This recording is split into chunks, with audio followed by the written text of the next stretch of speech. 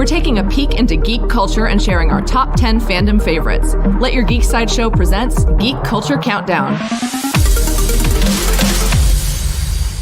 Hey guys, this is Kitty, and I'm here with a special guest today as we do the Geek Culture Countdown. So, do you want to introduce yourself? Yeah, nope. Just no, let it not keep at all? rolling. Okay. I am comedian Jeff May. You might know me from podcasts and limited stand-up in L.A. For those L.A. listeners. Yeah, I did. This is what I do. I love doing this. I'm so happy to be here. Excellent. We're glad to have you. Stealing so much stuff while I'm here. Every time I come to Sideshow, I'm like, what can I get away with? Oh, no. I'm taking a Darth Vader out piece by piece. Anything that's not nailed down. Yeah, pretty much. And even if it is, I'm like, I feel like I could get a hammer next time and just pry the nail up. All right, so you guys are joining us for the Geek Culture Countdown, and this week we are switching things up and we're taking a break from the typical top 10 lists to bring you our own personal picks for the best movies, comics, television, and games of the year. So we picked our personal favorites in these four major categories. We think these represent some of the biggest, boldest, or most exciting pop culture experiences that 2018 had to offer. So without further ado, we're going to get started. Do you want to start with movies? Oh, we can. I mean, should we do the obvious one? I mean, I kind of feel like the obvious ones should get kicked out of the way real quick. Sure. Hey, did you like Infinity War? Yeah, we all liked goodness. Infinity War. Most ambitious crossover event of the year or ever. Sure. Why not? Absolutely. But also, like, there are movies that weren't Infinity War. Right. That were fantastic. Things that flew under Absolutely. the radar. I wanted to bring those ones in. I wanted Sure. to talk about stuff like Sorry to Bother You. Oh, okay. Or something. Did you see that one? I did not. Sorry to Bother You is a fantastic and absolutely bananas story in which somebody starts working in telemarketing and then and then he ends up there. Like, use your white voice, and it keeps leveling up in this, and then it just goes so off the rails, and it's sort of this indictment on late stage capitalism. It's just an insanely good movie. Wow. It's so much fun. Wow, I had no idea. It was very off the beaten path, Okay. but it's really quite good. And, Excellent. And that's one that I liked as well. And Black Panther. Yeah, I mean, I think it's a given that all these Marvel movies are Right. definitely, especially for our audience of geek culture consumers. Black Panther was such a huge event. I had to remind myself that Black Panther actually did happen Was this year? Yeah, this year has been so long. But yeah, that one definitely goes up there, and now it's nominated for Golden Globes. It's on the Oscars short list. But Sure. Yeah. Sure. But we'll see. I mean, that one's just more than a moment in the year. I think that's going to be a movement. I think that's why Black Panther is as sort of prestigious now as it is, because it's such an important movie. It's the Wonder Woman, I guess, of 2018, Yeah. and that's awesome. Yeah. and yay. Yes. But there's some. I was looking back and I was like, geez, this happened in 2018. Like Yeah. this seemed too many years ago that this was the thing. I really enjoyed one that's sort of still kind of out now, but it's in very limited release, was Anna and the Apocalypse, Oh, okay. which is Yes. it's such a weird, it's a zombie Christmas musical Those are three things I comedy love so much. for teens. Like it's sort of like if Shaun of the Dead was a teen girl holiday musical. It's delightful. The music is super catchy. I'm not a big musicals guy, and I absolutely delighted in it. What kind of this is just a personal question for me. What kind of zombies are featured in the film? Like what? You're looking at your standard, Romero-esque zombie. We're not Okay. talking Zack Snyder zombies. The fast, our sprinter zombies are out. Okay. And it's a general, Oh, awesome. fast zombies. That was always weird. Yeah. But I do like the classic zombies. That sounds like a lot of fun. It's a lot of fun. It's so weird and out there, and the fact that it got made based off of, I believe, a short that was made online, and then they really labored for it to make it a feature, and it's fantastic. I really liked it. Awesome. Yeah. So another one that I think kind of flew. I mean, it kind of flew under people's radars. Was another kind of weird one I loved was Annihilation. I was a really big fan of the Southern Reach trilogy, which is kind of a newer series of books. I think it was from like 2013 onwards. But that one was just beautiful. It was It was directed by Alex Garland. Just this visual, Ex Machina, right? yeah. Oh, and that's fantastic too. I mean, it's just on that alone. If you liked Ex Machina, you should definitely give this a chance. But just the fact that it had such stunning visuals. One of the major departures from the book is that the mystery wasn't called The Shimmer. They did something visual with it where it just looked like this oil slick of nature. And you might have seen it in some of the marketing materials. Yeah, but like the dome kind of. Yes. I was talking about this on a podcast recently, and the consensus is that if this movie was pulled off by a different, lesser director, it would have been a kind of B movie the way it went. Absolutely. But the way the direction went with that cast, I think really elevated it to something that you weren't even expecting, really. I think it was, even though the budget looked big, it was almost a huge surprise. Yeah. And the cast was stellar. I mean, for sure. That really, alone, I was going to say, the fact they mainly billed Natalie Portman, but anyone else could have driven you to that movie. My most my scandalous pick for one of my favorite theater experiences that I had was Solo. Solo was a good one. Solo's an interesting underdog because it's a Star Wars movie, so they're never the underdog. After A New Hope, nothing was ever the underdog from Star Wars, except the fact that it was so poorly handled upon release and so poorly received by the fact that you're kind of recasting a young Harrison Ford that people refuse to accept that it's probably, in my opinion, the most fun Star Wars movie I've ever seen. Yeah. That's not to say it's the best Star Wars movie of all time, but it is by leaps and bounds the most fun. It's such a great break from the sort of the headaches of like all the drama. And there's like the divisiveness with people being like, I'm not going to see it because Rian Johnson ruined my childhood or something like that. Bad fans. And it did come out in an odd season. I mean, I know people are, so this is a Christmas season now where we don't have a Star Wars, and so people are kind of like, what do we do? But that's so weird that they made the announcement that they were going to be that the Star Wars movies were going to be holidays, and then for no reason we're just like, but also. Yeah. I mean, I guess Disney, maybe they thought that, Nutcracker was going to last a lot longer, so not to put it, or like. Well, and then they sandwiched Solo up with Infinity War. Yeah. The whole thing was Disney should have waited until now. Another problem with Solo was, and this is, I read this article where basically the guy was like, the cinematographer should sue movie theaters for using poor lighting. They were like lazy projectionists were not sort of giving, so the movie would come off as dark instead of showing the actual movie. But it's so fun. Yeah. Like all the little Easter eggs and the little nods I thought were really fun. Yeah. And all the stuff when people are like, I didn't need to know how he got his name Solo. It's like, so what? Like, who cares? Like, who cares? Like, the fact that we got Donald Glover as Lando Calrissian, that was just inspired. It was great. There was a Terrascasi reference, for God's sakes, which is a PlayStation 1 fighting game in the Star Wars universe. The fact that they kind of squeezed and gave this little wink to fans was insane to me. And then people just... I don't understand the hate that it gets other than people are like, I don't like things that are slightly different in my space wizard movie franchise. Another movie that really, like, I just wish everyone had gone to see it, and I think it kind of filled a similar space, was Teen Titans Go to the Movies.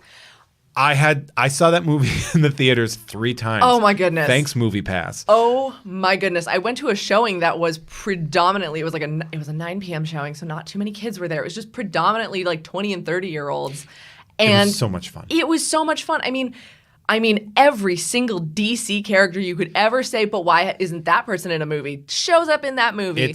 It's such a delight. It is. That is a good way to lead, because I did a tweet where I was like, between Teen Titans Go to the movies and then this next movie we're about to talk about, yes. I said, this is the best year for utterly insane animated superhero movies. Because not only, I think, are they just animated superhero movies, but they embody so much of the meta elements of comic books, and these are truly comic book movies. There's a fun risk And I think this is a risk that we would not have gotten 10 years ago. No. I think you had to have Marvel, really Marvel, like honestly, let's be honest, pave the way for commercially viable franchises and then taking risks with like Guardians of the Galaxy, for example, Yes. where you can be like, now we can make something crazy that's off the beaten path. And that's where we get Spider-Man Into the Spider-Verse. Oh my goodness. Which is just such a delight. Yes. The animation, the characters, the voices, it's so wonderfully done. The Bill Sienkiewicz designed Kingpin. Oh my goodness. I love that so much. And voiced by Liev Schreiber, Yeah. who's just so fantastic. And just the animation style. I mean, I was so struck by when they wanted you to be focusing on something else in the image, they did that kind of that color skew of when a thing is printed off the register and all the Ben-Day dots and just the panels and the sound effects and just it comic books in a way that you haven't really seen in an effective movie since probably Ang Lee's Hulk in like 2003. Yeah. They did a really good job of sort of the cinematography and the editing to make it look comic booky. Yeah. But this just went to a whole extra level. It handled Miles Morales, the Peter Parker aspect of it was fantastic. And I lost my mind because a couple weeks ago I saw Spider-Ham toys at Disneyland. And we live in a world where there are Spider-Ham toys. Voiced by John Mulaney. Oh my goodness. Who is just utterly fantastic. And then also, Teen Titans Go and Spider-Man both had Nick Cage as supporting characters. Yes. Being Superman, finally, in Teen Titans Go, and then Spider-Man Noir. Yeah. And just really being kind of great and funny. And hopefully this is a good example. This is the right kind of message that needs to be thrown towards, I think, movie studios, which is you can take fun risks and make it financially rewarding. Yeah. Where I know studios are trying to make money, but like, for example, I'm like, I loved Logan and I'm against it because Really? I don't think Wolverine should be in an R-rated movie.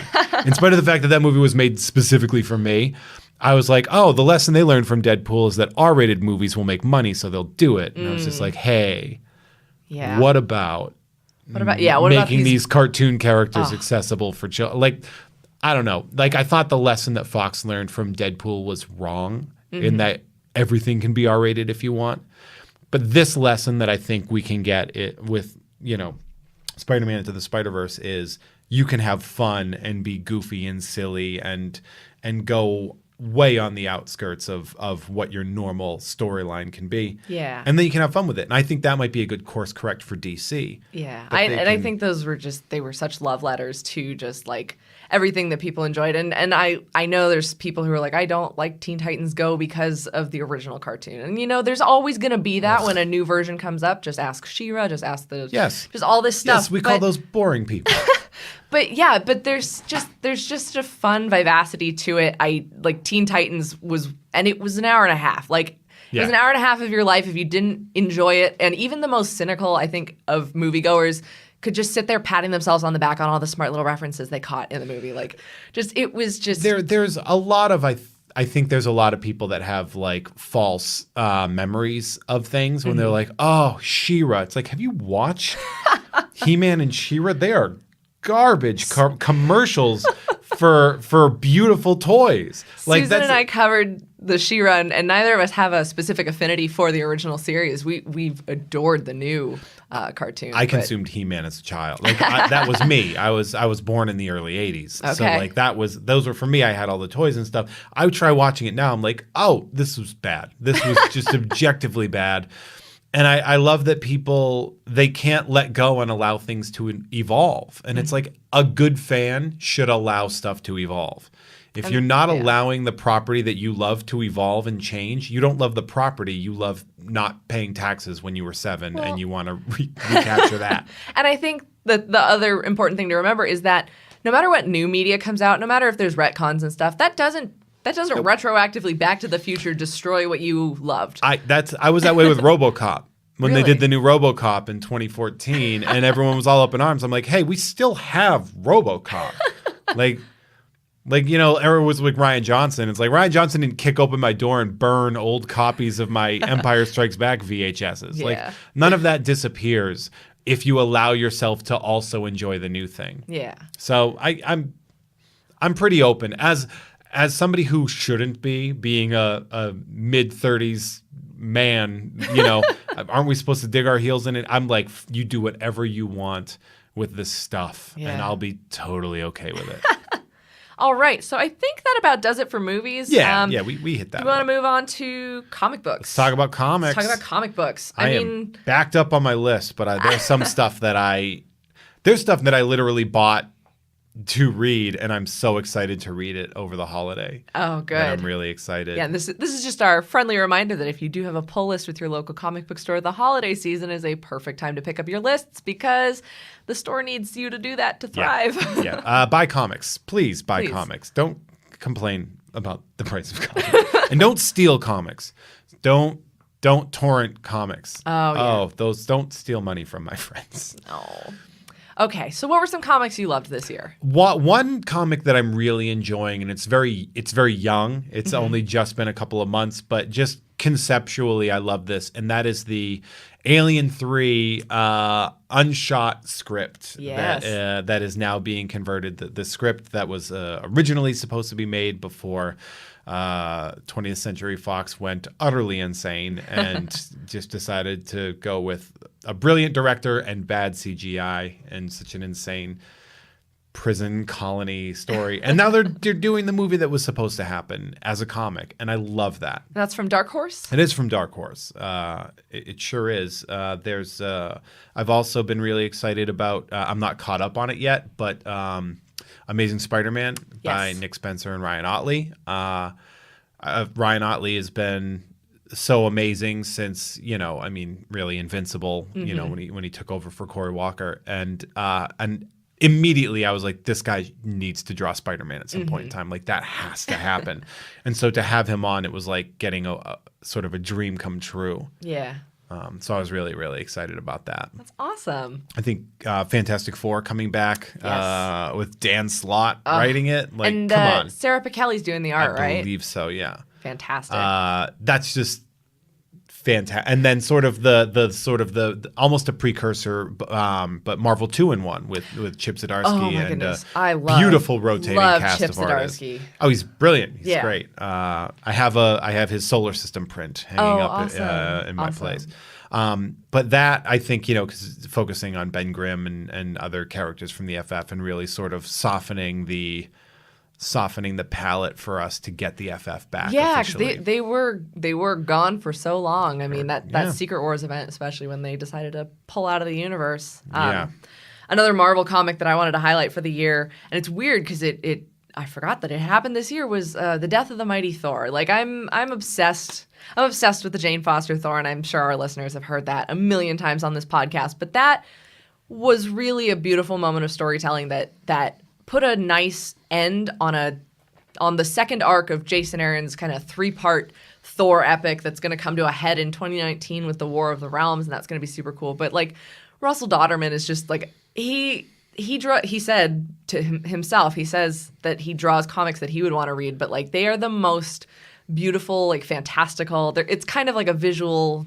For me, it's like a visual, like Tolkien kind of style. I can tell how in love you are with this. Like, I can't even articulate it right. If y'all can't see Katie right now because you're not me in the booth right now, just the utter joy of explaining that it's like you're trying to explain your future husband or wife or what. Like, you're just like so in love with this. Yeah, and that's so great. And one of the biggest things for me, especially with all these series that reboot and characters come back to life and everyone jokes like, oh, if they're dead, like Death of Daredevil, like, oh, they're dead now, they're not going to be dead. And I won't spoil what happens at the end of that, but like a story that knows, you might have. A story that knows when to stop, or at least to say this is the end of that chapter. Like, we're putting a stop on it. Like, it was just a beautiful finale for Jane Foster, and so it was like really cool. That was probably my Marvel highlight of the year. It's a good highlight to have. Yeah. Another one that actually was a standalone collection I wanted to highlight Frankenstein by Junji Ito, a manga horror master who is also known for like Uzumaki. I don't know if you're familiar with that one, but it was the 200th anniversary of Frankenstein this year, and so Junji Ito took their take on Frankenstein as a manga, and it was just horrific. The cool Japanese body horror kind of elements. Oh, fun! Combined with Frankenstein, and so I think that was a really cool volume that just another drop in the bucket of the 200th anniversary of Frankenstein, which is one of my all-time favorites. So that was a really cool one. Why does Frankenstein wear a blazer anyway?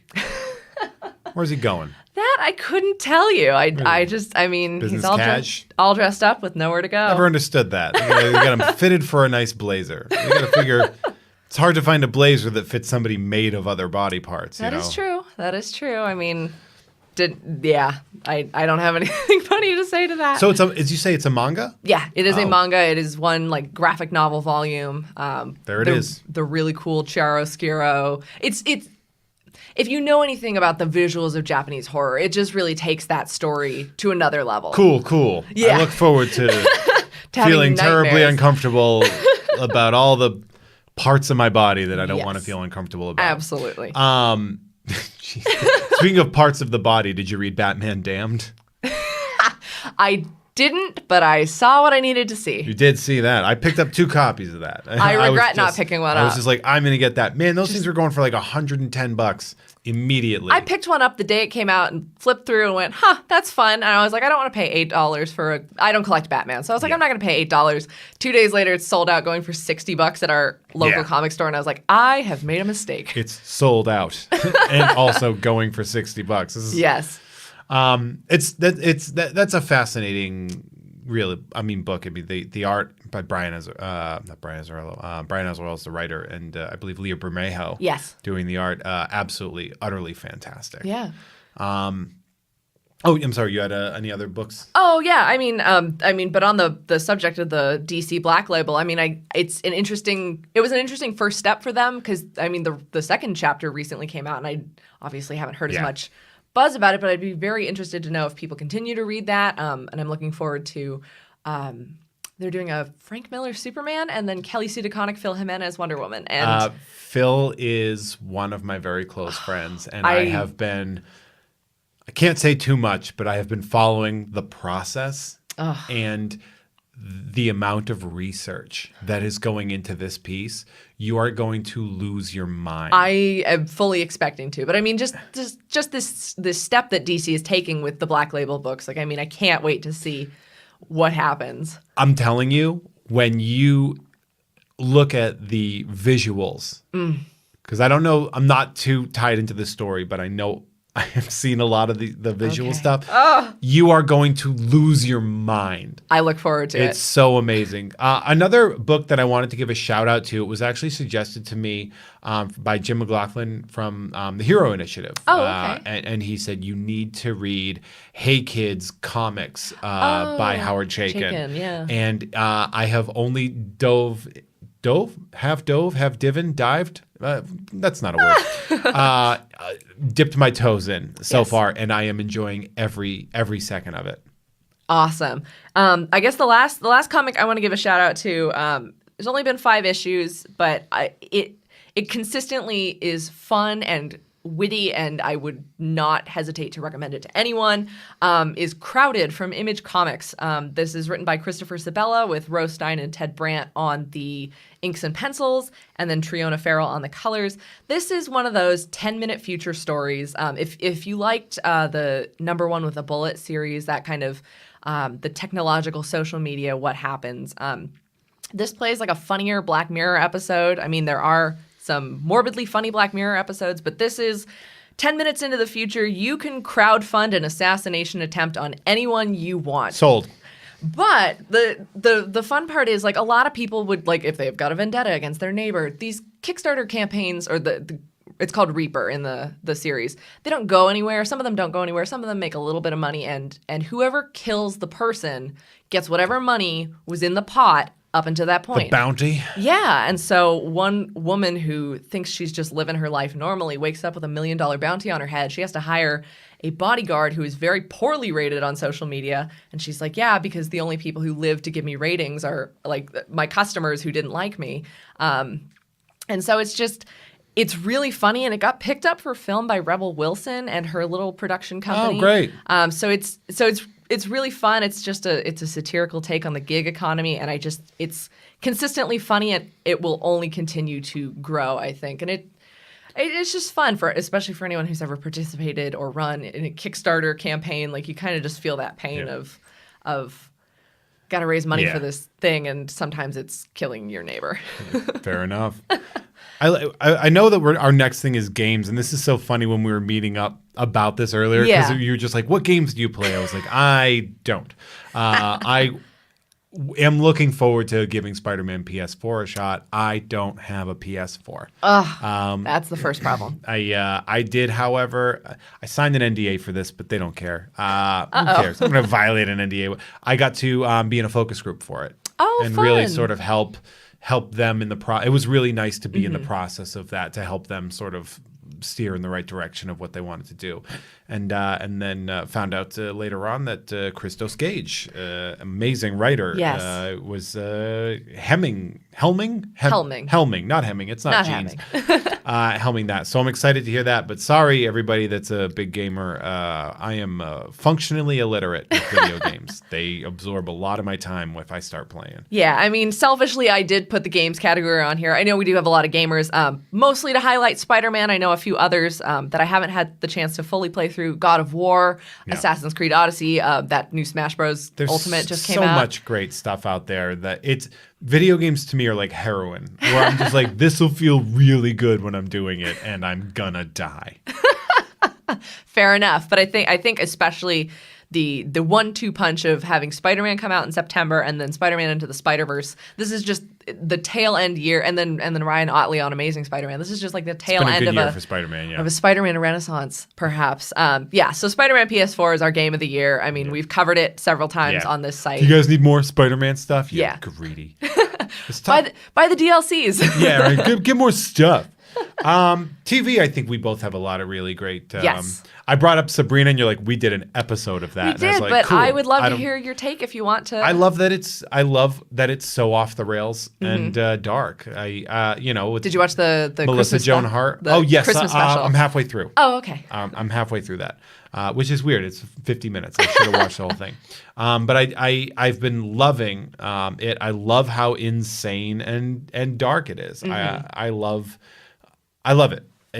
It's nuts and bananas, and I love Riverdale because Riverdale is so, again, just insane. Yeah. Like, I like that you can take something and be like, not my Archie. Well, your Archie wasn't getting made, so here's a fun one. And you can see the source material, and then you just see where it was like hard left into something else. Yeah. And that's fun. Yeah, I'm just like, I don't know if I like this Riverdale. And then he like beats up an assailant in a wheelchair, and I'm like, oh, I love this show. This is insane. And especially for Chilling Adventures, you can refer people to the comics, but there's only the one volume that's been out, and it's kind of in the middle of a second arc that went on hiatus because of the show, and so you get more mileage out of the series. Yeah.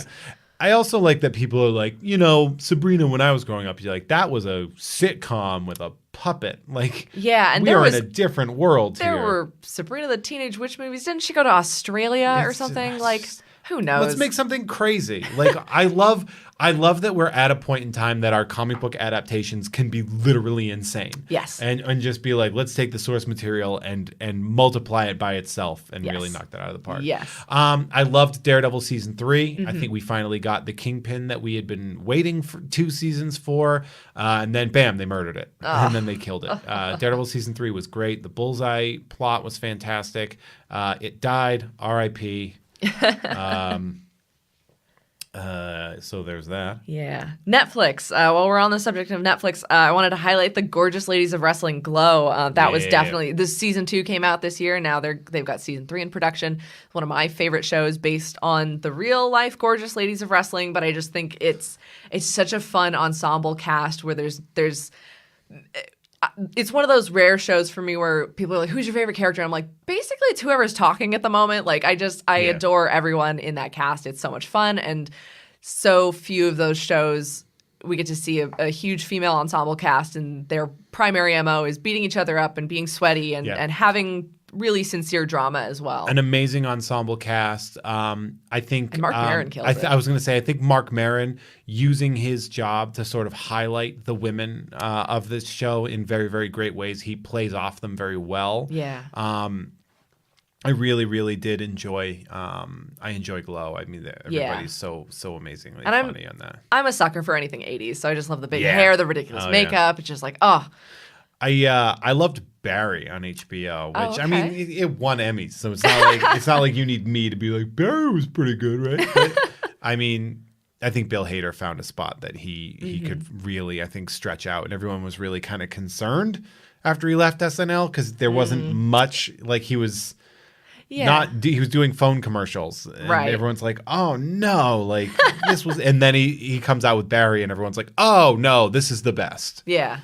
I mean, Last Week Tonight was fantastic. This year was really elevated it. There's so much content. It's so hard to narrow down all the great content. I like The Good Place. It's great. I was gonna say The Good Place is on my list. It should be half of one season and half of another. Don't want to spoil anything, but the fact that this show can consistently, when I'm like, okay, they've done everything, there's nothing that could surprise me more. They just keep upping it up, and the fact that it's a philosophical comedy about the afterlife and being good people. Yeah, and that just sounds like the most boring thing in the world, but. They knock it. The writers are so good on that show. The cast really polishes it really well. Yeah, Ted Danson, Kristen Bell, Darcy Carden is a rock star. So fantastic. I'm not gonna spoil anything, but like they had an episode recently that just was Darcy Carden on display doing the whole like being super amazing, and it's just like I love it. The whole cast is fantastic, and just. People have learned so much about philosophy from that show, which is just an unfortunate or fortunate side effect of just watching this hilarious series. Yeah. And another one kind of in that NBC vein. Well, it's not on NBC yet, but it will be Brooklyn Nine-Nine, the rising phoenix of this year when it was struck down by Fox and will come back to us in the new year Resurrect. on NBC. Good for them, man. It's a great show. It's wonderfully written and beautiful. I love it. Yeah, and I think the season that we did have this year, season 5, it ended nicely. We didn't know if we were going to get more, but it did end nicely with that wedding. But the fact that it gets to come back next year can only mean good. Hopefully things. it comes back in a pot. Hopefully it's not like The Office where it like sort of putters out towards the end. But it's another one of the. Correct me if I'm wrong. It's another Michael Schur series. Yeah, and so that's the Parks and Rec, The Office. I don't know enough about it to be able to tell you. I want to say it's another Michael Schur, so The Good Place and The Office and Parks and Rec, and so they're all kind of. It's coming home to the network. It kind of should have been on, but this is another fantastic series. I really liked season 3 of Stand Against Evil on IFC. It's a real little.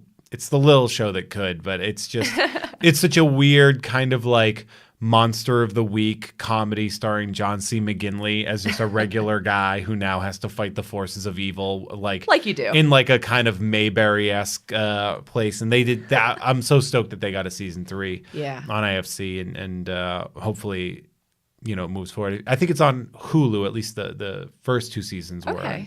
And I've really I got into it this year and really just consumed it so much. I really, I mean, there's an X-Files episode that is utterly hilarious because every episode does kind of like a theme, and there's a kaiju episode, and there's an X-Files episode, and it's just that's fun, so funny. The guest stars are always hilarious. Stand Against Evil. It's called Stand Against Evil. Awesome. Yeah, it's so much fun. Yeah, and then I think this one is just a super subdued show that I really enjoyed, and it's one of those because like there's all those baking fail shows, and like Nailed It on Netflix is hilarious, and there's something joyful about watching cake pops slowly slide down the popsicle stick. But The Curious Creations of Christine McConnell, I think that one extremely went under people's radars. It was just a 6 episode. There was a big blip on it. I remember hearing a lot about it from the nerd community, and then it's kind of disappeared. She's very talented. Yeah, I mean, if you just go to her Instagram, and the series was cute because it was half this vicarious joy of watching her create things that, of course, you're never going to really attempt, like a 3-story gingerbread house with monsters in the windows. And it's beautiful to watch her work.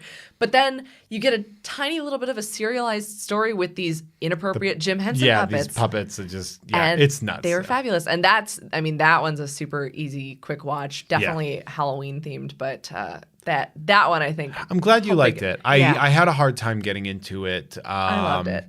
But I 100% get I just watching the stuff that she creates. It's pretty out of control. Yeah, I really enjoyed it. I enjoyed watching that happen. I'm going to try to give it another shot. And I mean, the storyline with the puppets isn't the most compelling of stories, but it's so much fun to watch the puppeteers like maneuver a little mummified cat. Very talented. Oh yeah. Like the puppetry on it is absolutely fantastic, and the massive, like the werewolf it's so good. Yeah.